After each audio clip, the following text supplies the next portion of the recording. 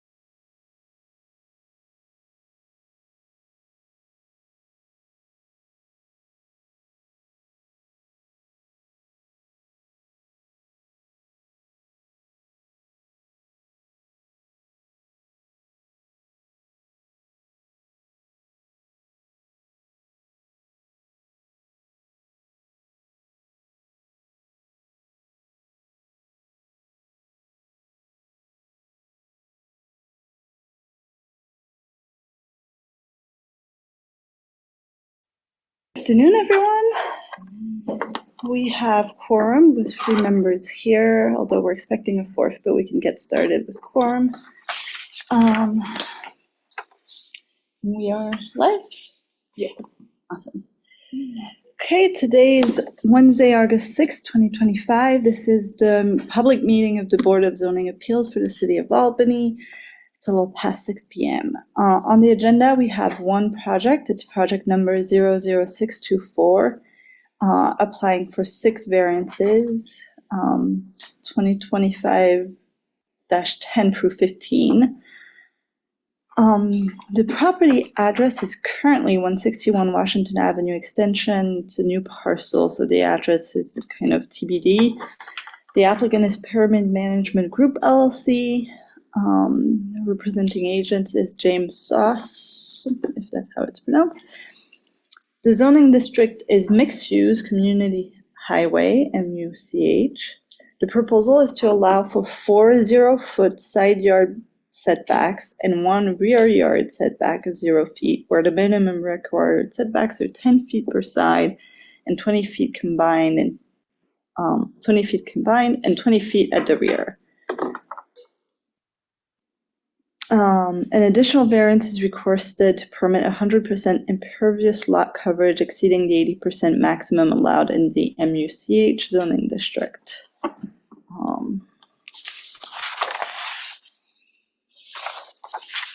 With that, the applicant is here. Please come on up.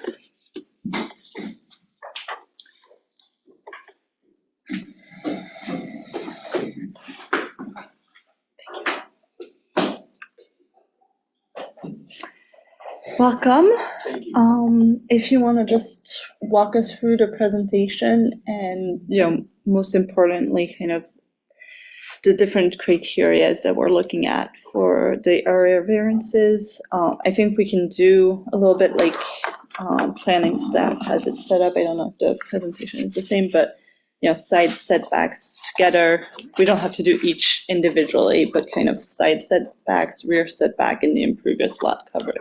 Thank you. My name is Jim Seuss. I am the Director of Asset Management for Pyramid Management Group, and I'm here representing the Illinois Washington County's NUCO in regards to the lot amendments and the variances of the Home Depot building. As you mentioned, there are a total of 6 variances that we are requesting this evening. The side setback for the east side of the Home Depot building. Number 2 is the west side of the Home Depot building. The third is the combined side yard setback. The 4th is the rear setback on the Home Depot building, and then the 5th is the one related to the maximum impervious lot coverage. And then lastly, the 6th one is the setback on the on the building east of Home Depot that will abut the Home Depot building at that west end. This graphic visually shows the location of each of those 6 variance requests that I just mentioned. This plan here, this is a land ownership plan that shows the parcels that are impacted by the variances that we're discussing here are shaded in blue. So we have proposed that the one that is outlined in red, which today that whole blue shaded area that is impacted here is 52.2-1-26.1. We're proposing that the Home Depot parcel continue with that same number, and then additionally, parcel 52.2-1-27. That is an existing parcel that is a similar condition to what we're proposing here this evening. That is surrounded by the Walmart parcel on what would be 3 sides, and then the Washington Commons parcel to the west. And ultimately, we're proposing that the remainder of what is 26.1 will then become parcel 27.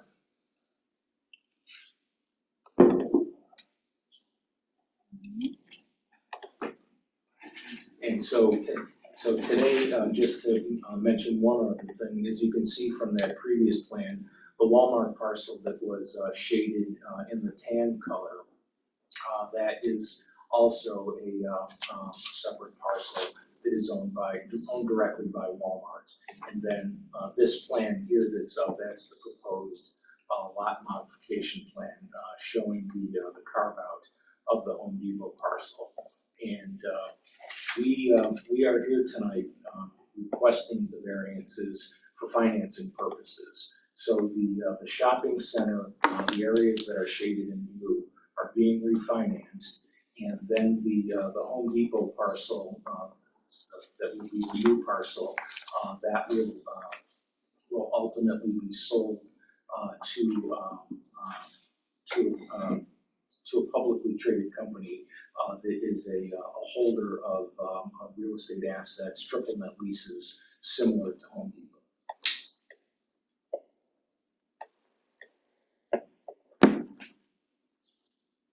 So just to stress, physically it'll look exactly the same. We're not building anything, we're just changing the lots on the paper, so. That's correct. There's no physical alterations, no construction. It's just the lines on paper that are changing.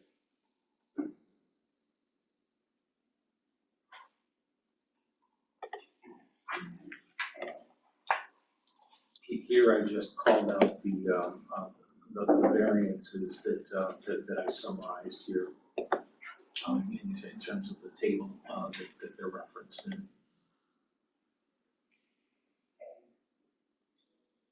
And then the next ones go through these. So if you wanted to just talk through them in reference to all of them, or if you wanted to. Certainly. It's okay, I can just read them off. So with point number 1, whether an undesirable change will be produced in the character of the neighborhood or a detriment. Right.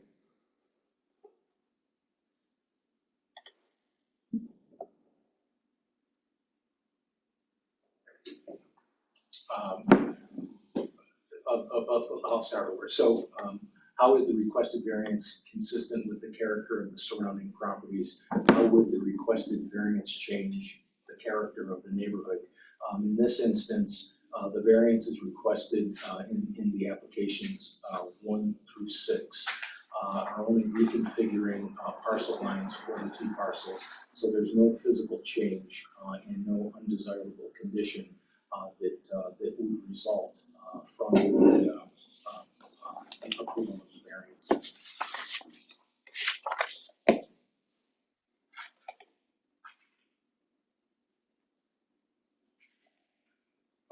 With this point here, the variance is requested with 1 through 6.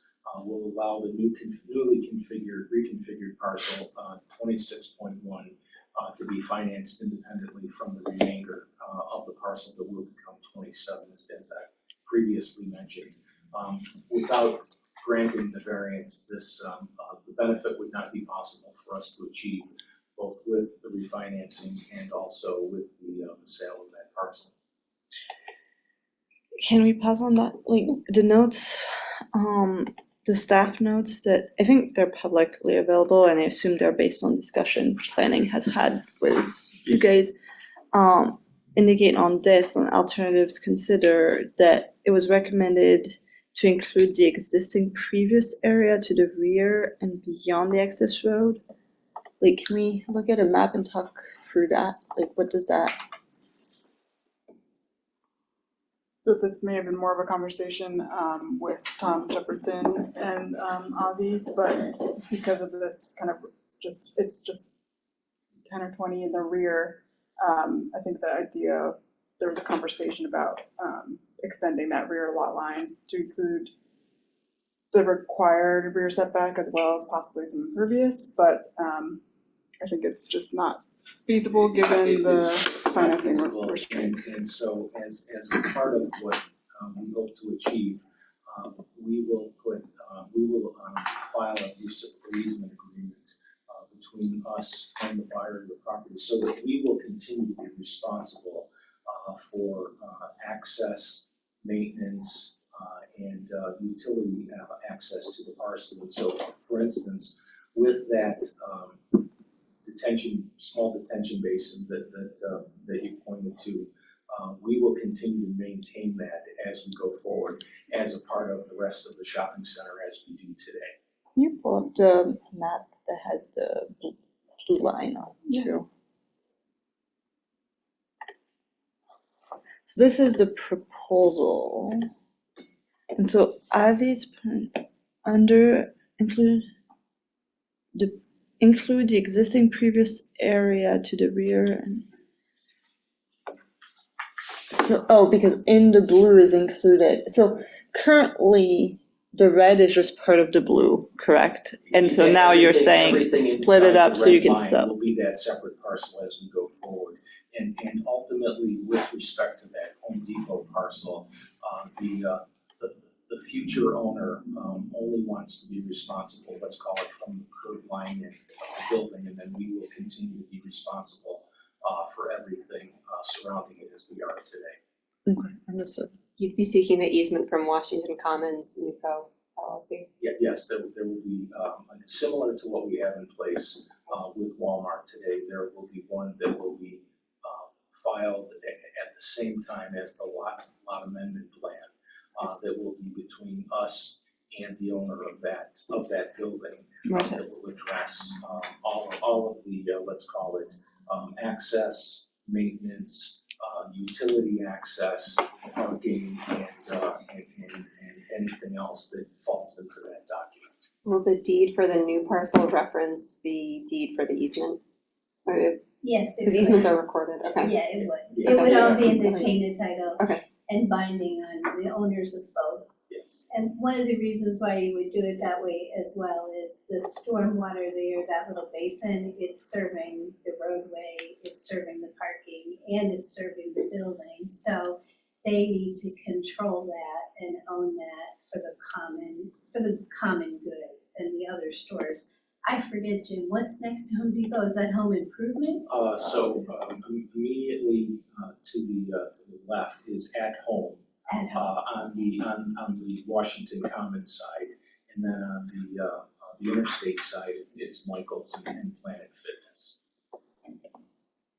So they'll continue to have full access to all of those parking and everything else.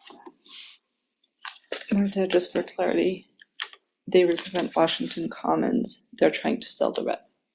Or the variances are so that they can split up the red out of the blue and sell the red. Yeah, I guess. Right, okay. So Yes. we're here tonight. It's the other way around. Or Home Yeah. Depot. Okay. Yeah. Yes. For financing purposes. So the area that is shaded in blue, we're in the process of refinancing that with a new lender. Mm-hmm. And at the same time, the Home Depot box that's outlined in red, that's being sold to a third party.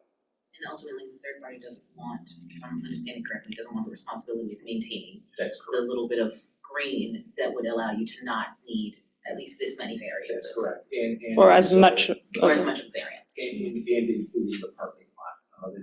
It's somewhat typical of real estate transactions like this. For instance, as an example, Crossgates Mall has several similar parcels like this. Just to reference Crossgates, the Macy's parcel is separate. At one time, the current location of Dick's Sporting Goods was a separate parcel. And then the other one that comes to mind is the restaurant Pop Out where 110 Grill and Maggie McFly's is located. That today is a separate parcel that resulted from, I think, the expansion there of that little area was in 2016. So there's a separate lender that's in place, and that's a separate entity that owns that box on the Crossgates Mall Road side reference. How does this lot modification affect the tax map, if at all? Well, the numbers, so the Home Depot parcel, if I understand your question correctly, will maintain the same parcel number that it has today. And then the surrounding area will become parcel 27, which is what's shown as parcels 165 in the middle of the plan today, because that's the other parcel today that doesn't have any green space or setbacks similarly. Referring to like more Can taxable show you than these. citizen. Right, just the general, I know that there are different numbers that apply for taxing purposes versus financing purposes. So I was just wondering if there's a direct impact on that, or if that's something that you have to consider. I think that would be up to the assessor in terms of how they assess the new footprint and the old footprint in that respect. It really changes the address to which the bill is sent for property taxes, essentially, it'll be to the new owner of the box. Okay, so I interrupted the alternatives considered because I wanted to fully understand whether there were possibilities on reducing the variance.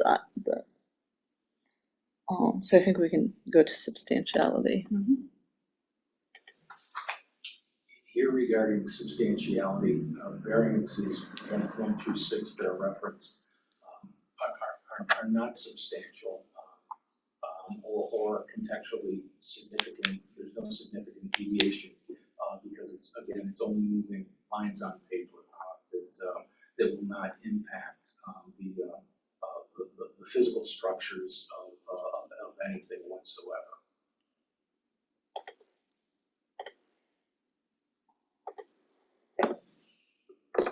And then again, similarly, there is no impact to the environment, again, because nothing is changing.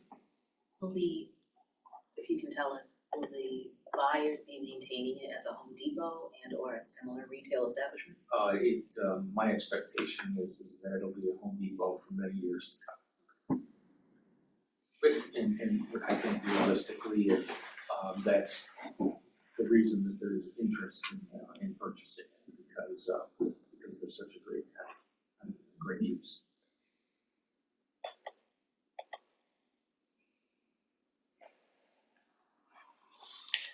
We don't need to talk about this one much. I think we should talk about just I guess I think the rear was same thing that we discussed really overall. So if we can just talk through the impervious lot coverage, because I think, I mean, I still understand that you're saying it's really just a change in paper. There's no change to the physical appearance, but I think when we're talking about the characters, the criteria that we look at, that the law requires we look at for, area variances, I think maybe on the substantiality and the impact on the environment, let's just talk it through, even though I understand it's all on paper. So I think Yeah. maybe a way for me to address that is that we looked at alternatives to see if there was a way to include green space from what was adjacent to this parcel. And first, we weren't able to meet the threshold required under the code. And then in order to do so, it would impact other aspects of the project in terms of creating those parcels. And so the third factor is that the intended buyer does not want the green space for many different reasons. They only want footprint of the building or from the curb line in, similar to this case. Is that anything more you would add? Nothing more that I would add except what I said before, which is the green space there is the stormwater basin essentially, and that stormwater basin doesn't just serve the Home Depot, it serves lots of the other uses. So to artificially include it in this outline would be unhelpful because, you know, those businesses have a right to have the stormwater treated there as well. So it is a little weird. We would be the first to admit that it's weird. But practically speaking, with the reciprocal easement agreement, it makes no difference in the sense that it's not a lot that affects anyone else. It's just this shopping center and the lot, you know, a lot of the setbacks and the impervious requirements are really related to making sure that when people build something, they leave enough space for stormwater and that they don't encroach on their neighbors. Here, we don't have any neighbors to encroach on, and we're going to continue to maintain that impervious area. It's part of our approved SWIP. And and I'm sure there's all sorts of Albany Water Board, you know, easements and everything else associated with that. So we really, you know, we really don't see a disadvantage to approaching it this way. And I think to the point you were just saying, I think on the impact on the environment criteria, I think what you're saying, because nothing is changing other than on paper, the existing for the overall property, for the property that will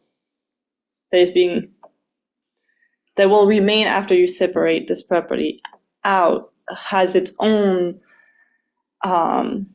remediation to the fact that this is a large constructed area, so there's all that green space around, et cetera, which kind of like is the counterbalance to, you know, it is the I guess that green, sorry, I'm having a hard time, but the green space that exists over the overall area is actually meets the city's criteria for impervious, Such that arguably it's a net positive to or it's, I mean, approve the variance as they are requesting, because the overall ecological stormwater situation will. yeah, and also for the equalize. Yeah. yeah, and We're for getting rid of it, but then they have a commitment to get an easement for access to pervious lot coverage. and like the requirement for the city is 80% maximum allowed of like impervious lot coverage, and really when you look at the overall area, you're probably meeting that. Yeah, there's quite a bit of. Because of the easements. We are. Or because of the green, yeah. For the whole thing. Yeah. Yeah. So the subpart wouldn't have it for itself, but it doesn't actually exist in a vacuum. It only legally would exist in a vacuum. That's correct. That's correct. And with the cross-access easement agreement, that ensures that it continues to function as a whole, just like with the Walmart. Same thing.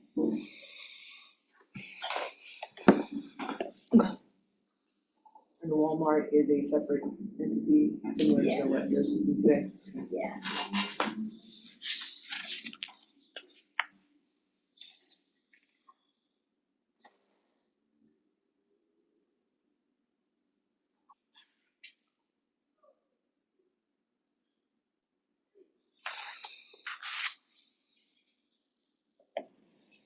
Yeah, one thing that isn't mentioned in the application, but I'm curious what your thoughts are, and I guess I would think from like, this is right, like we've been discussing, it's a pretty particular property that is not in, you know, in a residential neighborhood, obviously, that is very commercial, and you know, like the application, when it comes to character of the neighborhood, mostly says this is a paper thing, like it's not having, but really, I think additionally to, or I wonder if you would agree that additionally to that, there is also support in the the neighborhood that this property is found, that like, I assume there's, I assume, I guess I think from my knowledge of the area that there are probably other properties in the surrounding area of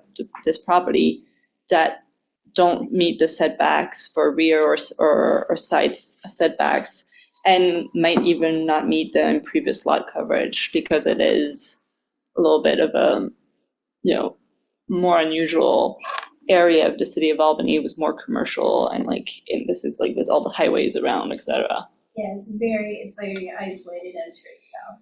I mean, the only way to access it is Washington Avenue, and then, pathways through cross gates, and there's literally nothing else back there. And all the green space surrounds it. The stormwater is considered green space, but that's really constructed space too for treating it. And the only other, there's nothing else back there that I'm aware of on that side of the road. So. But I think more than that, what I'm trying to say is, right, like that's a great image, actually. Thank you, Anna. Right, there are residential areas, but there's also a lot of green spaces. There's Crossgate, right, on the other side. So like all the commercial developments on West Washington Avenue extensions, yes, I understand what you're saying. that there are neighboring property that probably have similar, yes, to the variances you're seeking. So like whether they have variances or they are non-conforming, previous usage. And yeah, Jim mentioned all the ones across the way in Gilderland. The other unique thing about this is it's kind of a piece of Albany sticking out there. Yeah.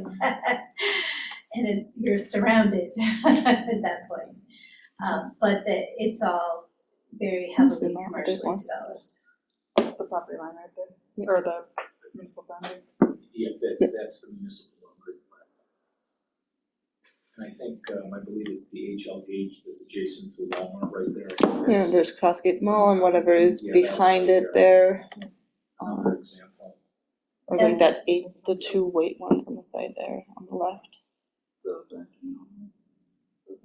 Oh, those are apartments. Mhm. Right, those are the ones that just got built, yeah.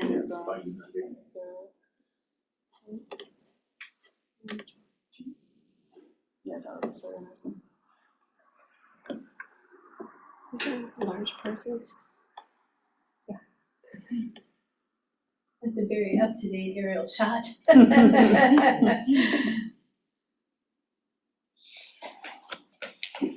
Is that something we should consider, like baking into a decision of like conditions regarding an easement, or is it like the requirement that they have to get the reciprocal easement enough to satisfy?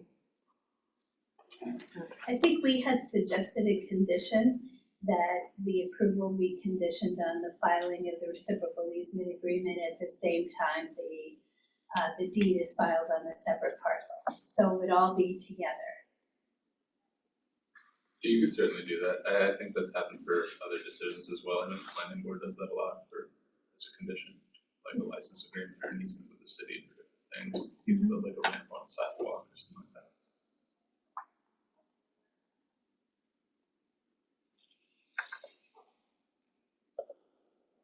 Would anyone entertain a motion? Is there anyone online for public comments? No, and we did not receive any Okay, written or thank you.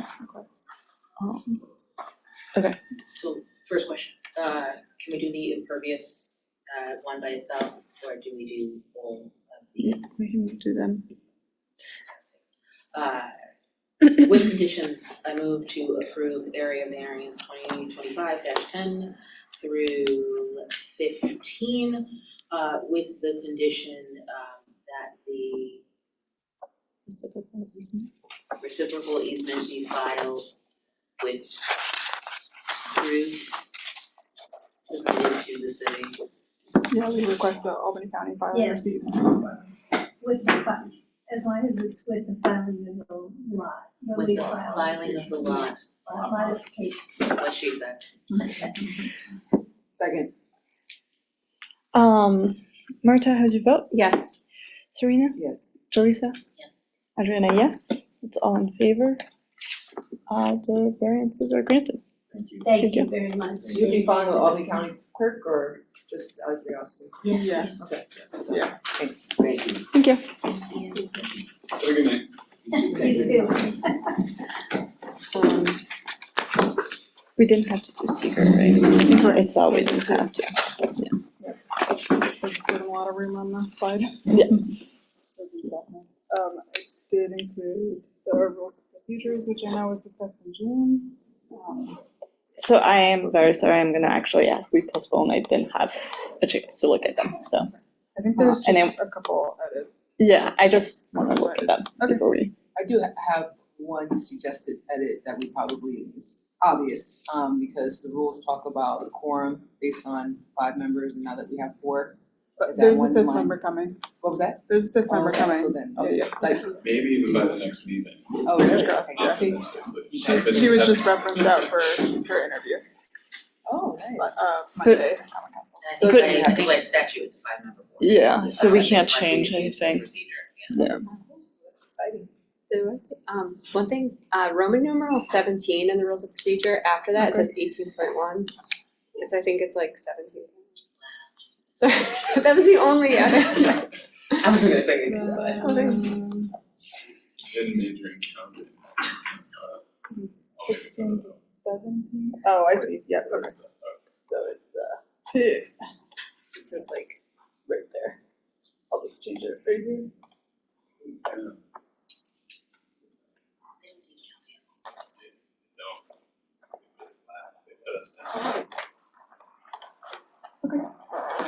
Thank you, I just wanna look at them and.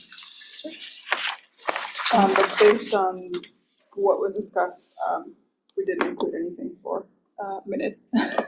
Yes, Okay. no, yeah, Opted to I not looked do at, that. I know we're gonna talk about it later, but I'll just note, it looks like every, at least from the last discussion I can remember, I feel like it's been a while since we've been here, but, every point that was raised, was, received, responded to, with my long list of. I mean, I guess if there is quorum. quorum and if I'm the only one who hasn't reviewed them and someone wants to make a motion, I will just abstain, but if You the. should feel comfortable. No, I think Yeah. they're, you should be Okay. comfortable, also, I think Yeah. they're just our rules of procedure, I don't think we vote Okay. on them, we Yeah. just adopt them, Correct, yeah.